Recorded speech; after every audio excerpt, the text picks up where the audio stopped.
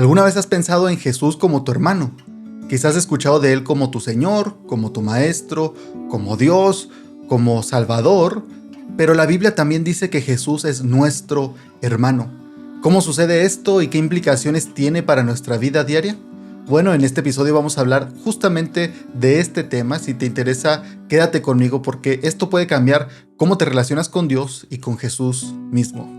Hola, ¿qué tal? Yo soy Calderón y te ayudo a reflexionar en la Biblia y las cosas de Dios para que crezcas en tu fe y camines más cerca de Jesús en tu diario vivir. ¿Y qué te parece si comenzamos con este tema que a mí me parece muy interesante? Sé que seguramente has escuchado la idea de que la gente es hijo de Dios o te han dicho tú que ya eres hijo de Dios, pero quizá no has escuchado tanto esta idea de que somos hermanos de Jesús. Y vamos directamente a la Biblia. ¿Qué pasajes de la Biblia hablan de esto? Bueno, vamos primeramente a Hebreos capítulo 2, versículo 11.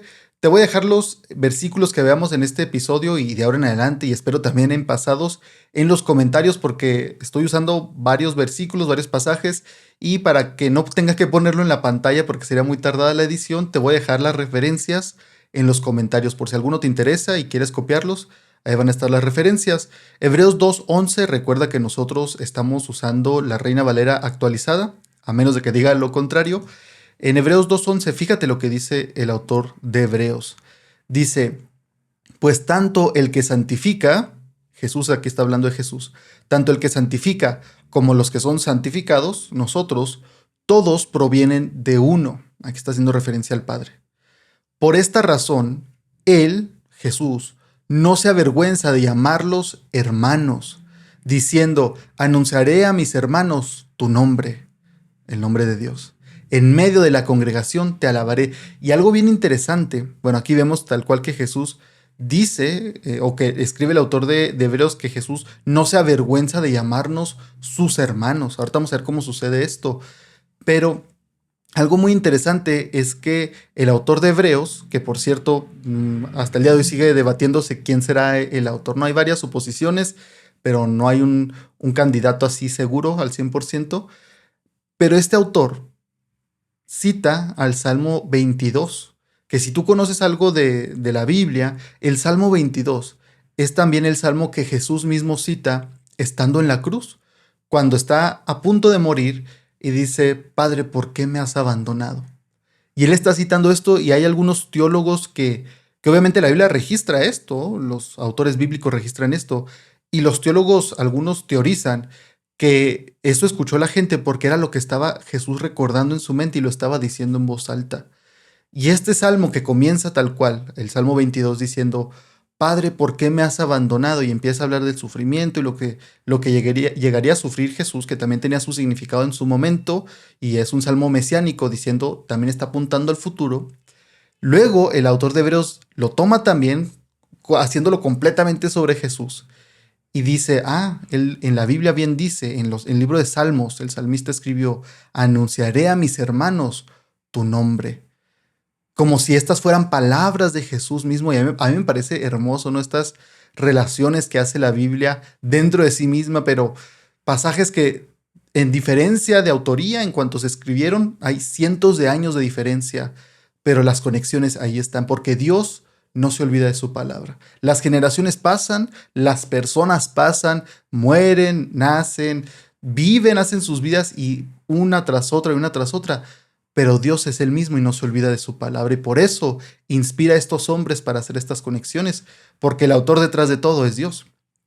Otro versículo que habla de esto, de que somos hermanos de Jesús, está en Romanos 8:29. Ahí puedes encontrarlo. Dice, sabemos que a los que antes conoció, hablando de los creyentes, también los predestinó para que fuesen hechos conforme a la imagen de su Hijo. Aquí está hablando de esta idea, que no nos vamos a profundizar en esto, está hablando de esta idea de ser transformados cada vez más a la imagen de Jesús, a la imagen de su Hijo, y no se refiere a lo físico, a fin de que Él, Jesús, sea el primogénito entre muchos hermanos. Él es el primogénito entre muchos hermanos. Aquí de nuevo esta idea de que somos hermanos de Jesús. Ahora, quizá tú, si eres introspectivo como yo, escucharás esta palabra que mencioné, donde dice a fin de que Él sea el primogénito entre muchos hermanos, ¿no? Aquí dirías, oye, entonces Aquí lo toman algunas personas y algunas sectas realmente para decir que Jesús fue creado, que sí fue, hay algunas que incluso dicen, no, él fue producto de relaciones entre hombre y mujer, sí, en el plano espiritual, pero hubo relaciones, si sabes a qué me refiero, y de ahí surgió Jesús. Pero no es así. Esta palabra aquí, como se está usando, primogénito es la palabra en griego prototokos, que básicamente significa que está por encima, ¿no? Está hablando no solamente de orden, sí, de el primero, el que está por encima de todos, el primero en la lista, diríamos quizá hoy en día, pero está hablando de supremacía y no está hablando necesariamente, y aquí ya sería un estudio por completo de esta palabra, que no vamos a adentrarnos tanto, pero sí quiero mencionarla porque sé que a algunos les causa confusión. Está hablando de supremacía, de estar por encima, de ser el primero. Y tenemos de hecho un ejemplo de esto en el Salmo 89:27. Yo sé que tú dirás quizá, oye, pero el Antiguo Testamento, como el libro de Salmos, no fue escrito en griego. No, pero si había traducciones en el tiempo de Jesús del hebreo al griego, y de hecho Jesús llega cuando cita la Biblia, cuando la lee en el templo y en otras ocasiones, al citarla, la está citando y la citan al menos los escritores bíblicos de los evangelios en palabras de Jesús en griego. Obviamente él hablaba arameo, pero entonces no tienen problema ellos en citar esos versículos del griego, entonces eso debería ser una buena señal para nosotros. Y en el Salmo 89:27, en la traducción al griego, la Septuaginta, dice, yo también le pondré por primogénito más alto que los reyes de la tierra. Aquí el Salmo 89 está hablando de una promesa que se le dio a David, ¿no? De que su familia y sus hijos reinarían para siempre y que de él nacería el rey eterno. Obviamente está hablando de Jesús. Y aquí entonces este es otro salmo mesiánico, está hablando del Mesías, que sabemos que es Jesús. Dice, yo también le pondré por primogénito. Y es aquí donde entendemos que no se refiere solamente a ser el primer hijo, ¿no? Que es el entendimiento o la interpretación, o más bien el significado más común que sin duda en muchas ocasiones se da a entender que ese es el contexto, ¿no? Más bien el contexto nos da a entender que ese es el significado cuando están hablando del hijo y este fue el primero. En ese contexto es muy obvio. Pero acá sabemos que Jesús no fue creado, que Jesús es la segunda persona de la Trinidad, que es un ser eterno, no tiene principio y fin. Y por eso mucha gente de pronto le causa curiosidad o se le hace interesante estas frases de el primogénito. Pero no hay problema aquí, básicamente está diciendo Él es el supremo, el que está por encima de todo y de todos. Así como dice el Salmo 89:27. Alguien, si estuviéramos hablando solamente de ser el primero en nacer, pues eso no se puede cambiar, obviamente. Eso no es algo que se pueda intercambiar o decir, oye, sé que pasaron ya varias generaciones, pero voy a cambiar a este a ser el primogénito. No. Lo que está diciendo aquí en el Salmo es que lo pondrá por encima de todo. El primero, el top, el más alto de todos, básicamente. Entonces, quería explicarlo eso porque sé que puede causar una duda y no quiero dejarte con la duda porque al menos yo sí me lo preguntaría. Podemos decir que Jesús es nuestro hermano porque compartimos un mismo padre, ¿no? Digo, así funciona. Y este, curiosamente, es el vocabulario que usa la Biblia, que usan los autores bíblicos, que inspiró el Espíritu Santo. Y no sé si te has puesto a pensar, obviamente, el Padre y Jesús no es como que el Padre tuviera relaciones con una mujer espiritual y de ahí naciera Jesús, ¿no? Que eso creen los mormones, nosotros no lo creemos, los seguidores de Jesús de la Biblia como tal. Pero esta es la manera en que decide Dios revelarse a nosotros. Esto tienes que tomarlo en cuenta. Dios se comunica en términos que nosotros entendamos y decide revelarse a nosotros, la primera y segunda personas de la Trinidad, como Padre e Hijo. Y yo creo que esto lo hace Dios, obviamente, por nuestro bien, para que entendamos el tipo de amor, el tipo de relación que quiere tener con nosotros. Es muy interesante. Y tenemos a Dios presentado entonces como Padre y nosotros compartimos Padre con Jesús. Jesús constantemente está diciendo, en los evangelios se registra que dice mi Padre, el Padre, pero constantemente dice mi Padre Celestial. Y a algunos les llega a decir, mi Padre no es el de ustedes piensan que tenemos el mismo Padre. No, no, no, su Padre es el enemigo Satanás. Es bien interesante cómo habla Jesús en el Nuevo Testamento, en los evangelios. Pero bueno, vamos a Juan 1:12 porque ahí se nos presenta a Dios como Padre de nosotros. En Juan 1:12 dice, a todos los que le recibieron, a los que creen en su nombre, como tú y como yo espero, les dio derecho de ser hechos hijos de Dios. Y a mí siempre me gusta recalcar esta frase, ser hechos. No solamente ser hijos de Dios, ser hechos hijos de Dios. Esto implica que no éramos hijos de Dios y pasamos a ser hijos de Dios. Fuimos hechos hijos de Dios. Esto quiere decir que no todas las personas son hijos de Dios. Y ya tengo un episodio, un video, donde hablo de esto, ¿no? De si somos hijos de Dios y si no somos hijos de Dios, ¿de quién somos hijos? Porque la Biblia sí responde, te lo voy a dejar aquí en una tarjeta. O más bien ve y búsquelo en el canal La Verdad, porque batallo mucho en estar editando un video tan largo y buscando estos puntos en específico. Si me sale y le atino, lo pongo. Si no, en mi canal está, en el canal de Serpientes y Palomas, y es como el 6º episodio desde el más nuevo para atrás. No hace tanto que hablé de este tema. Entonces no éramos hijos de Dios, fuimos hechos hijos de Dios. Otro capítulo, otro más bien versículo que habla de esto en la Biblia es Romanos capítulo 8, la carta que Pablo escribe a los creyentes en Roma, a los romanos, capítulo 8, versículos 14 y 15. Este probablemente lo hayas escuchado. Dice, porque todos los que son guiados por el Espíritu de Dios, estos son hijos de Dios. Pues no recibieron el espíritu de esclavitud para estar otra vez bajo el temor, sino que recibieron el espíritu de adopción como hijos. El espíritu de adopción como hijos, en el cual clamamos, Abba, Padre. Abba es, en el idioma original, está diciendo Padre, Padre. Algunos dicen que Abba es como decir papito, con ese amor y cariño, ¿no? Como un niño le diría a su padre. Esta idea, entonces, de recibir el Espíritu de Dios y que nos hiciera llamar a Dios Padre, fíjate qué interesante lo presenta Pablo. Está diciendo, nosotros recibimos el Espíritu Santo, el Espíritu de Dios, y el Espíritu Santo, al estar en nosotros, nos lleva, nos guía, nos impulsa a decirle a Dios, Padre. Claro que esto todo modelado por Jesús, y ahorita vamos a ver más de Jesús y el Padre, te va a gustar mucho, pero esto modelado por Jesús, pero el Espíritu Santo es el que nos lleva a decir esto. Es el Espíritu Santo, la tercera persona de la Trinidad, la que nos guía a decirle Padre a Dios. Es Dios mismo guiándonos, diciendo, dime Padre, llámame tu Padre. Es algo hermoso. Y esta idea le gusta tanto a Pablo, me parece a mí, y le parece tan importante que no es la única vez que dice algo así tan similar. En la carta a los Gálatas, capítulo 4, a los creyentes en Galacia, Pablo les escribe, versículos 4 y 6, o 4 a 6 más bien.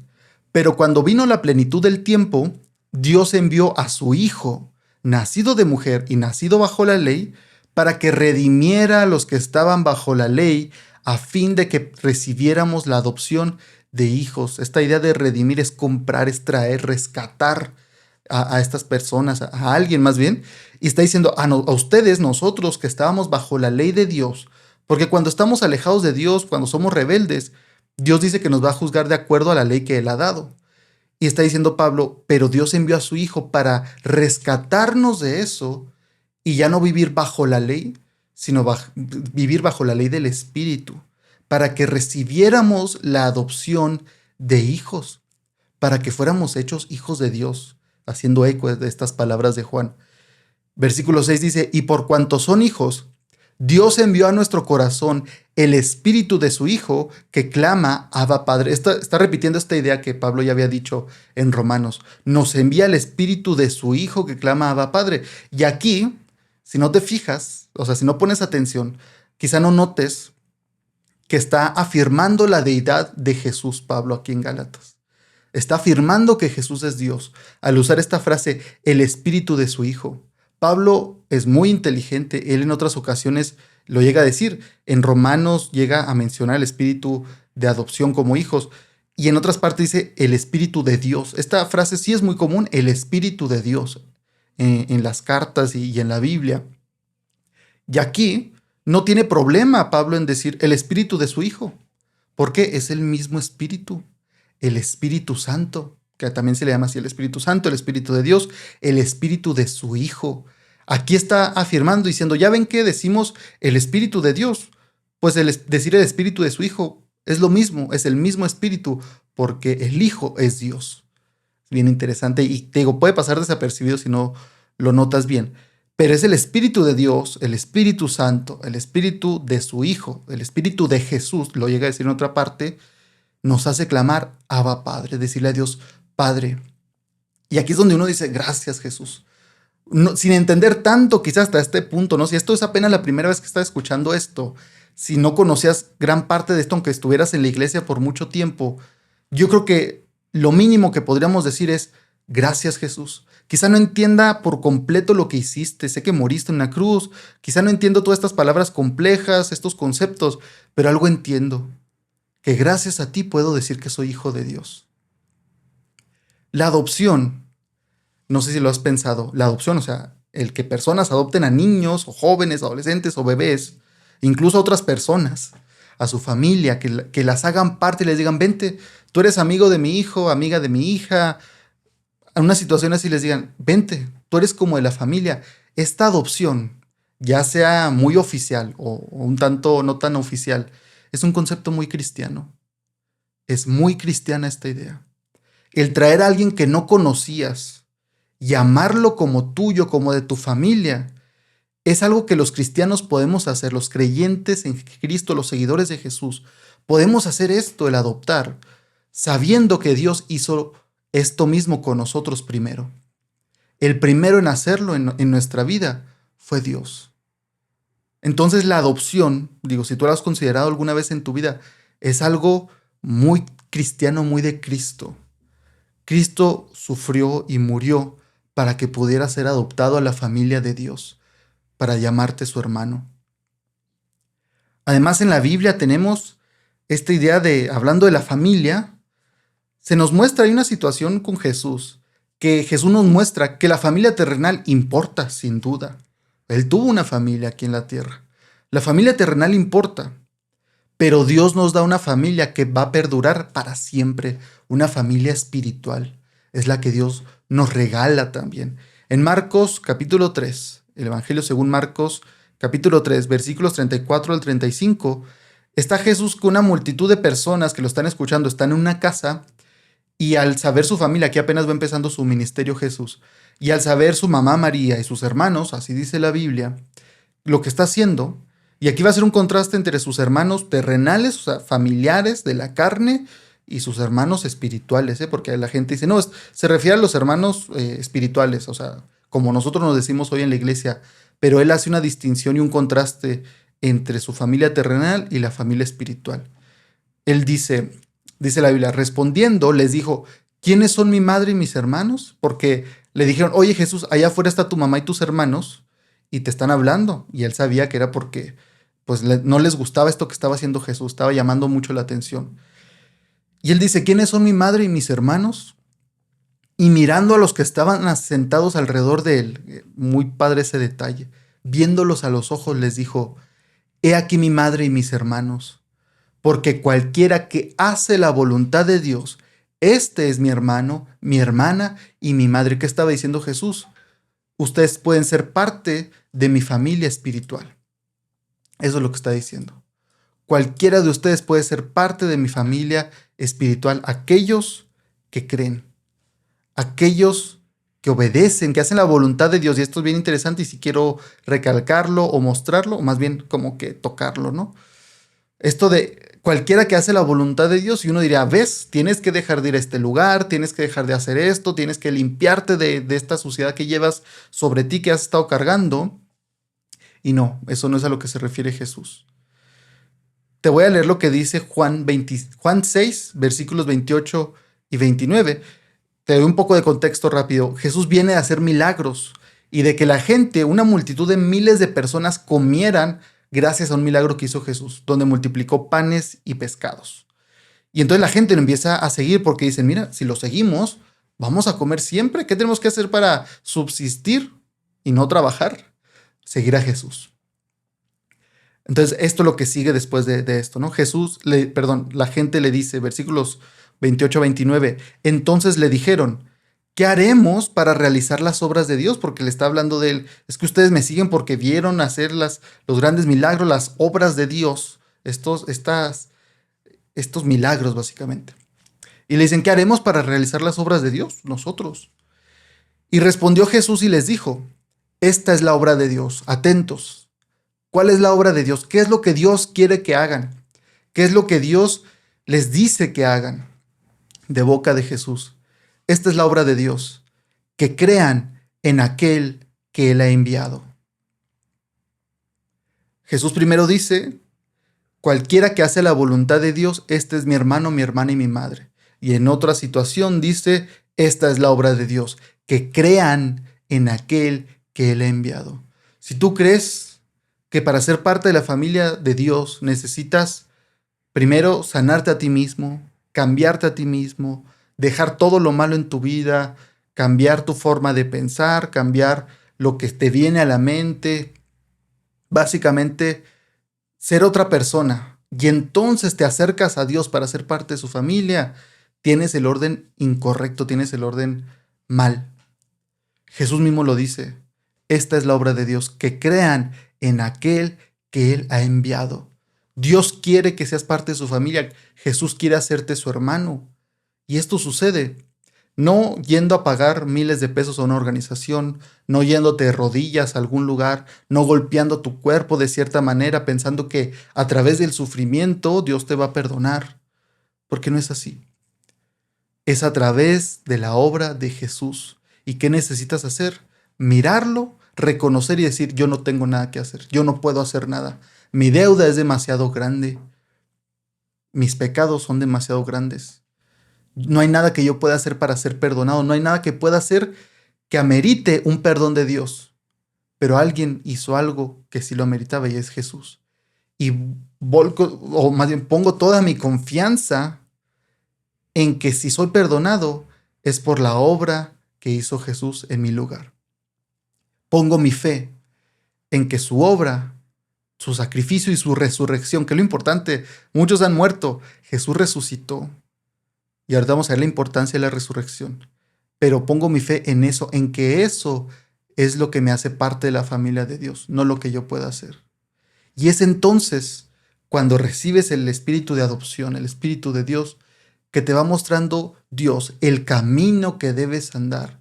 Él va enderezando tu senda. Pero no es que Dios te ame hasta que cambies.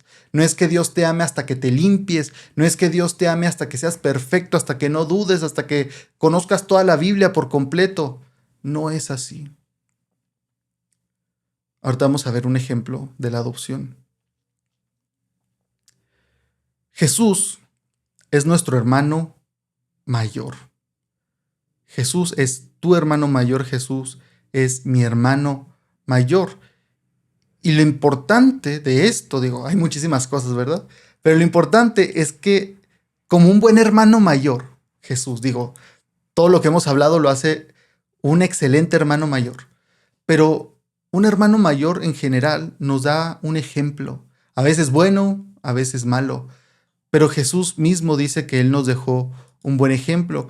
En Juan capítulo 13, vemos que Jesús le lava los pies a sus discípulos, y esto seguramente lo has visto que sea hasta en una película o en una obra. Jesús, el creador de todo, se pone de rodillas y le limpia los pies a sus discípulos. Ponte a pensar, ellos no usaban calcetines como nosotros, no usaban tenis como nosotros, no usaban talco como nosotros. ¿Cómo crees que estaban los pies de estos hombres trabajadores de clase baja que tenían que caminar kilómetros para llegar a donde iban, a su destino? No andaban en carro. ¿Cómo les habrán olido los pies? ¿Y cómo han de haber estado de magullados, de sucios? Sin embargo, Jesús, para mostrarles la verdadera humildad y lo que es el servicio, el servir a sus hermanos, se pone de rodillas y les lava los pies a cada uno. Y en Juan 13, capítulo 13 es donde pasa todo esto. En el versículo 15, fíjate lo que dice Jesús, nuestro hermano mayor. ¿Será que nos da un buen ejemplo o no? Dice, porque ejemplo les he dado para que, así como yo se los hice, servirles de esta manera, ustedes también lo hagan. Qué buen hermano mayor tenemos que nos da un ejemplo así. Nos da un ejemplo para recordar que es mayor, me acuerdo mucho de una escuela en la que estaba, es mayor quien más sirve. Así, de eso se trata. Pero nuestro hermano mayor, Cristo, nos da este ejemplo.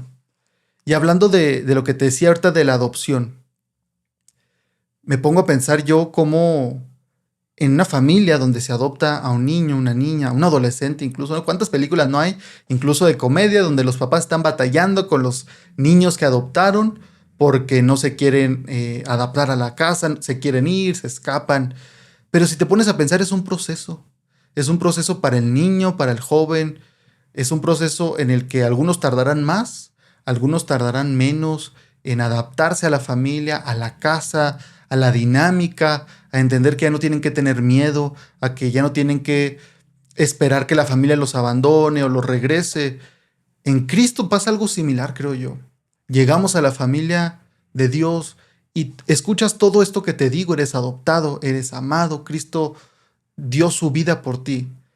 Y aún así quizá te tome tiempo en aceptarlo, en entenderlo. Yo diría que en aceptarlo no tardes, porque alguna vez me llegaron a decir a mí, oye, si te ganaras la lotería por un boleto de la lotería, ¿no? ¿A poco tú dirías, no, no me lo den porque no estoy listo todavía para aceptarlo? Dirías, no, dénmelo y ya luego veo cómo lo acepto y cómo me organizo y cómo me adapto. Pero lo recibes, igual es con Cristo. No tienes que entenderlo todo desde antes para luego decir, ah, bueno, ya ahora sí, ya lo sigo y acepto su amor y su perdón. Recíbelo, acéptalo. Y Él te irá enseñando el camino que debes andar como un niño, como un adolescente, un joven que entra a una nueva familia y empieza a conocer la dinámica, que entiende que ya no debe temer, que entiende que ya no lo van a abandonar, que entiende que ahora es amado. En Cristo es un proceso similar. Vamos siendo Vamos avanzando más bien, no vamos siendo. Porque de que somos adoptados sucede y sucedió, no, no vamos siendo adoptados, entiende también eso. Pero vamos entendiendo nosotros lo que significa estar en Cristo y quizá tú conocías algunas de estas verdades y otras no, o no las habías entendido de esta manera. Y te impacta y te deja pensando y agradeciendo a Dios y es este proceso de entender. Y quiero que veamos una historia de Jesús de cuando por fin le dice a los discípulos, sus hermanos. Esto lo he mencionado en algún momento, pero quiero verlo tal cual, leerlo de la Biblia para que puedas tener tú este pasaje en mente cuando lo quieras enseñar a alguien o cuando vengan a ti las dudas y recuerdes qué es lo que te hace ser hijo de Dios, qué es aquello que permite que seas hermano de Jesús. Hay un punto en la historia decisivo, clave, que marca un antes y un después para la humanidad. Y hubo hombres, 11 hombres y más mujeres, en su momento que lo experimentaron ahí mismo, cuando estaba sucediendo. Esto es después de que Jesús resucita, o más bien cuando apenas Jesús resucita. Está en Juan capítulo 20. En Juan capítulo 20 vemos que María Magdalena llega a la tumba de Jesús, ve que está vacía, se asusta, va y le avisa a Pedro y a Juan y los demás discípulos. Pedro y Juan vienen corriendo, ven que está vacía, que lo que tenía puesto Jesús está ahí, lo dejaron ahí y se van, no ven más. Y es ahí donde entramos a leer nosotros en la palabra de Dios en Juan. Juan escribe en el versículo 17 en adelante, pero María Magdalena estaba llorando fuera del sepulcro, dice, pero porque Pedro y Juan se fueron, se regresaron con el grupo. Pero María Magdalena estaba llorando fuera del sepulcro y ella se quedó ahí. ¿Por qué estaba llorando? Porque ella pensó que alguien se había robado el cuerpo de Jesús, que alguien, quizá estos poderes del gobierno o religiosos, pues quizá lo desaparecieron o lo fueron a ocultar para que ya no pudieran hacer nada con él. Y se pone a llorar. Mientras lloraba, se inclinó hacia adentro del sepulcro, se asomó y vio a dos ángeles con vestiduras blancas que estaban sentados. Aquí algo que debo notar es, los ángeles no son seres con alas, ¿no? Esto no es bíblico.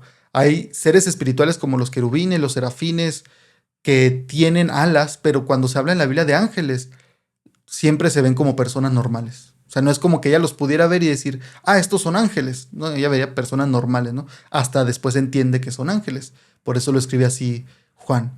Y vio a dos ángeles con vestiduras blancas que estaban sentados. el uno a la cabecera y el otro a los pies donde se había sido puesto el cuerpo de Jesús. Y ellos le dijeron: mujer, ¿por qué lloras?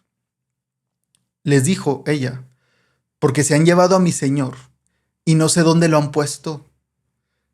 Fíjate el amor que le tenía María Magdalena, una seguidora de Jesús, a Jesús, que dijo: bueno, se murió, no entendí muy bien cuál era su mensaje, yo pensé que no iba a morir, pero su cuerpo me entristece como lo harías tú con cualquier familiar en esa situación, un amigo querido.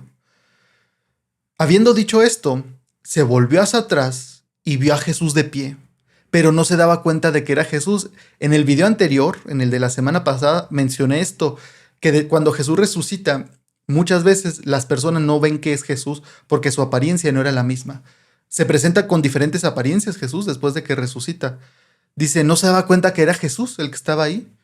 Jesús le dijo: mujer, lo mismo, ¿no? Ha de haber pensado, es otro de estos hombres. Mujer, ¿por qué lloras? ¿A quién buscas? Ella, pensando que él era el jardinero, otro de los que estaban ahí, le dijo: Señor, si tú te lo has llevado, dime dónde lo has puesto y yo lo llevaré. Yo me lo llevo, yo sola me lo dejo cargando, consigo gente, pero dime dónde lo pusieron. No quiero verlo ahí tirado entre la tierra o ocultado así nada más. ¿Cuál fue la respuesta de Jesús? Jesús le dijo: María. Y nada más. No le dijo otra palabra. La llamó por su nombre. Le dijo: María. Volviéndose ella, le dijo en hebreo: Raboni, que quiere decir maestro. ¿Qué bastó? Escuchar su nombre de aquel carpintero que tanto amaba, a quien seguía, por quien dejó todo para seguirlo. Bastó que dijera su nombre para saber que era él. Y aquí no dice que se pusiera: oye, ¿por qué te ves diferente? Y ella entendió: eres tú. Eres tú.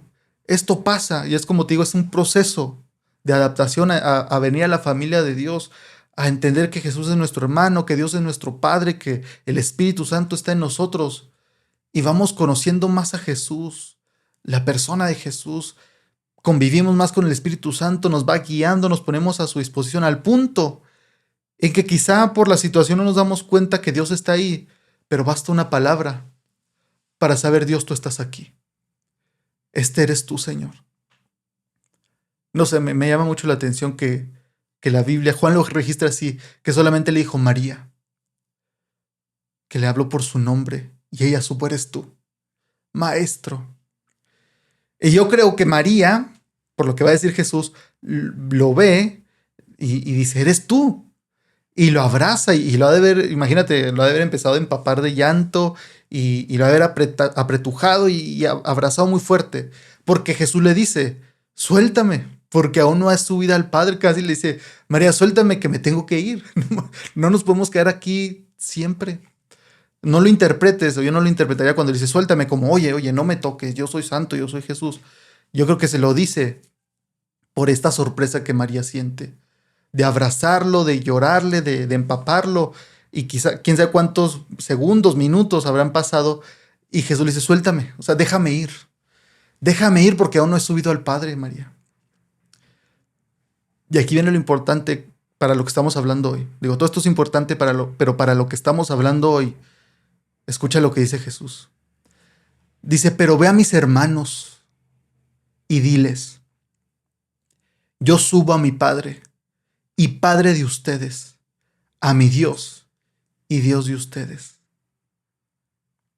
Ya leímos ahorita en el Evangelio de Juan, en Juan capítulo 1, al inicio, el puro principio de Juan, versículo 12, donde dice: aquellos que creyeron en él les dio potestad de ser hechos hijos de Dios. Lo tienes que recordar, lo vimos hace unos minutos nada más. Juan comienza su evangelio, el primer capítulo, diciendo: a través de Jesús y de creer en él, podemos ser hechos hijos de Dios. Luego leímos en Juan capítulo 6, donde Juan registra que Jesús dice que la obra de Dios es que creamos en él. Esta es la obra de Dios, que crean en aquel que él ha enviado, en él mismo. Y aquí en el libro de Juan, en el Evangelio, lo que escribe Juan, también tenemos esto, donde dice: ve a mis hermanos. ¿Y por qué es interesante? Y además dice, y Padre de ustedes. Juan en su evangelio, Juan, estoy hablando de Juan en específico, porque Juan obviamente, inspirado por el Espíritu Santo, no escribe así al azar y nada más lo que se venía ocurriendo. Tiene un formato y un orden increíble que me gustaría que algún día lo estudiaras. Este formato que llevan los evangelios y cómo todo está en orden por algo y tiene un propósito. Y las palabras que eligen son muy específicas y con un propósito.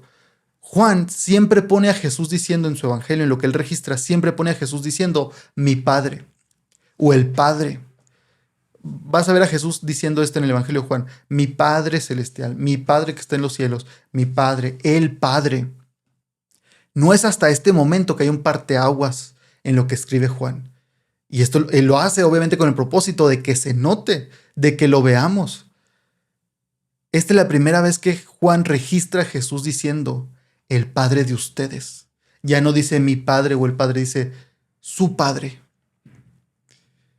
Y además, también es la primera vez que los llama hermanos, los llama discípulos, los llama amigos. Pero aquí, después de morir en la cruz y resucitar, después de haber dicho en la cruz, está consumado, está terminado, está hecho por completo, vuelve a la vida y dice María, ve con mis hermanos, ya les puedo decir mis hermanos, que voy con mi Padre y Padre de ustedes. Había hecho entonces Jesús la obra que permitía que los llamara así, llamarlos hermanos, y que nosotros pudiéramos llamarlo a Dios, Padre, nuestro Padre. Esta es la única razón por la que podemos llamar a Jesús hermano y a Dios Padre, a la primera persona en la Trinidad, Padre. La gente puede decirlo con su boca, pero realmente serlo. Digo, cualquier niño, ¿no? Si tú probablemente en la guardería o de niño te tocaba que alguien dijera, ahí está mi papá, y se confundía y decía, no, ese es mi papá. Tú podrás decir que es tu papá, pero es mi papá. ¿Por qué? Por todo lo que pasó y todo lo que tuvo que haber para que él fuera mi papá. A menos de que quieras que te adopte, ¿verdad? Pero sabemos, y el Espíritu Santo nos lleva a decir, Padre, a llamar a Dios, Padre. Cristo mismo con su sangre nos compró y nos compró un precio muy grande. ¿Qué tanto te ama el Padre? ¿Qué tanto te ama Jesús que entregó su propia vida? El Padre entregó a su Hijo para que fueras hecho parte de la familia de Dios. Así de inmenso es su amor por ti. Y a veces dudamos del amor de Jesús por nosotros, del Padre por nosotros, por un error que cometemos, que está mal, que debemos buscar cambiar, pero pensamos que ese error es más grande que la sangre con la que nos compró Cristo. No caigas en esa mentira. ¿Qué me gustaría que recuerdes de este mensaje? ¿Qué quiero que recuerdes de esto que has escuchado? Quisiera dejarte con esto, que tú tienes un hermano mayor.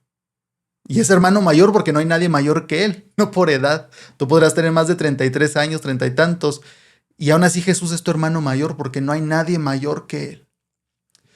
Tienes un hermano mayor que te ama, que te compró a un precio muy alto, derramó sangre para hacerte parte de su familia. Quizá tú eres hija o hijo único, quizá tienes muchos hermanos, pero de igual forma, ya sea que no tuvieras hermanos, quizá perdiste algún hermano o hermanos, o quizá tienes ahorita muchos hermanos. De igual forma, tienes un hermano mayor que dio su vida por ti, que te protege, que te cuida, que te ama con un amor inmenso. Grábatelo, por favor. Y te ha dado muchos otros hermanos en todo el mundo. Algunos que se parecen a ti y otros que no se parecen en nada a ti. Algunos que hablan tu mismo idioma y otros que no te entenderían y no los entenderías por más que se hablaran. Pero fíjate la familia tan grande que Dios ha creado, que ha hecho gracias al sacrificio de Jesús. Imagínate cómo se debe sentir Jesús de ver el mundo y ver tantos hermanos. ¿Y sabes a qué nos llama Jesús? Nos llama a ir a anunciar estas buenas nuevas para nosotros, estas buenas noticias que tú has escuchado también hoy, llevárselas a otros para que también sean parte de la familia de Dios. Cristo ya hizo lo imposible, lo que tú y yo no podíamos hacer. pagó el precio del pecado, el castigo de nuestra paz fue sobre él. Hemos sido reconciliados con el Padre, con Dios, a través del sacrificio de Jesús. Y ahora solamente nosotros tenemos que ir y anunciarle a otros de este sacrificio, de la obra de Jesús, básicamente, para que también sean adoptados a la familia de Dios. ¿No te gustaría que tu familia fuera parte también de la familia de Dios?